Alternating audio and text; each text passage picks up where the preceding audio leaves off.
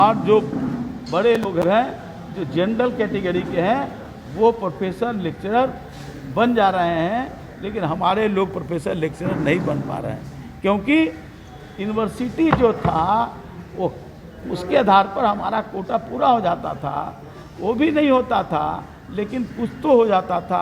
आज उसको साजिश करके बना दिया डिपार्टमेंट को, और डिपार्टमेंट के आधार पर जो नियुक्ति हो रही है उसका जो वैकेंसी निकल रहा है उसमें अनुसूचित जाति जनजाति का कहीं कोटा नहीं। क्योंकि मान लीजिए कि किसी विभाग में 5 स्थान खाली है, तो हमारा तो स्थान नहीं आ पा रहा है, जनरल का ही हो जा रहा है, अनुसूचित जाति का नहीं हो रहा है, हम उस रैंक में नहीं आ रहे हैं। बैकलॉग की जहाँ तक बात है, हमको बताने का काम करें कि किस विभाग में कितना बैकलॉग। सब तो आपने कर दिया प्राइवेटेशन, निजीकरण, नौकरी आप कर दिया संविदा पर, नौकरी कर दिया आप कॉन्ट्रैक्ट पर। जिस भी विभाग में जाइए तो वह कॉन्ट्रैक्टर के आधार पर लोगों की काम लिए जा रहे हैं। तो कॉन्ट्रैक्टर जिसको चाहता है उसको काम देता है। तो अब जो है सीमेंट ढोने वाला भी काम, कंकड़ ढोने वाला भी काम, बालू ढोने का भी काम, नाला भी सफाई करने का काम, ये सब अनुसूचित जाति जनजाति के लोगों के जिम्मे भी था, वो भी उनसे छीन लेने का काम किया गया। तो ये सिर्फ कहना। दूसरा बात ये बार बार कहते हैं कि बजट पहले क्या था, अब क्या बजट हो गया, हमारा 2 लाख करोड़ का बजट हो गया। मैं कहता हूँ कि बजट विकास का ये नहीं है, एक्सपेंडिचर है। एक्सपेंडिचर कितना हुआ ये तो बताने का काम कीजिए विधानसभा के पटल पर, या आम लोगों को। कोई ऐसा विभाग नहीं है। 1700 करोड़ का बजट है अनुसूचित जाति जनजाति कल्याण विभाग का, और खर्च हुआ है सिर्फ 11%। तो 11% ही विकास हुआ, बाकी 89% तो विकसित नहीं हुए। तो हमारे अनुसूचित जाति जनजाति की आप जाइए, रिपोर्ट तो दे रहे कि हमने ये दिया है, वो दिया है, ये किया है, वो किया है, प्रोपगंडा।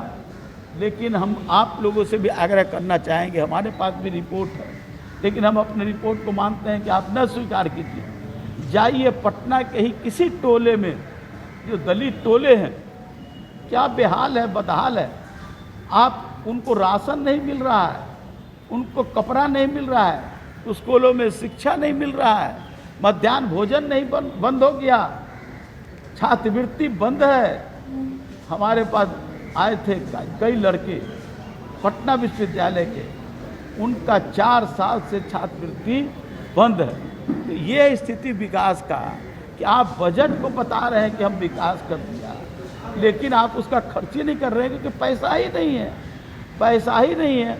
और जो पैसा है वो बंदर बाट हो रहा है, कुछ चंद उंगली पर गिने हुए पदाधिकारियों के आधार पर उन पैसों का बंटवारा हो रहा है, और पैसा को आप निगम और बोर्ड में आप गठन कर रहे हैं। और एक सबसे बड़ा संकट का बात है कि जो संविधान में है कि जो भी आयोग होगा, जो नियुक्ति का, बिहार पब्लिक सर्विस कमीशन, कर्मचारी चयन आयोग, पुलिस सेवा आयोग, इस सब में अनुसूचित जाति जनजाति का एक सदस्य निश्चित रूप से सदस्य होगा।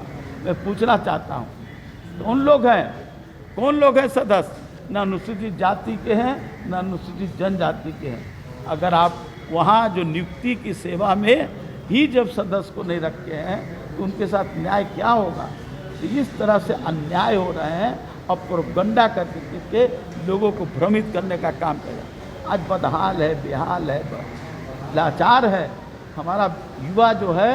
अंबेडकर हॉस्टलों की स्थिति देख लीजिए, 1-2 हॉस्टल को आप दिखला देते हैं, लेकिन जाइए, हम तो खुद गए, और कई जिलों में जो अनाज मिलता है, अनाज उसमें भी कई तरह के कीड़े मकोड़े रहते हैं, और हमारे छात्र मजबूर होते हैं वो खाने के लिए। क्या होगा स्वास्थ्य देश का, क्या होगा हमारा स्टैंडर्ड, क्या होगा? तो स्वास्थ्य में हम फेल हैं, शिक्षा में फेल हैं, बजट में फेल हैं, जो हमारी संस्थाएं उसमें फेल है, नियुक्ति में फेल है। तो किस चीज़ में है, माननीय मुख्यमंत्री जी को बताना चाहिए।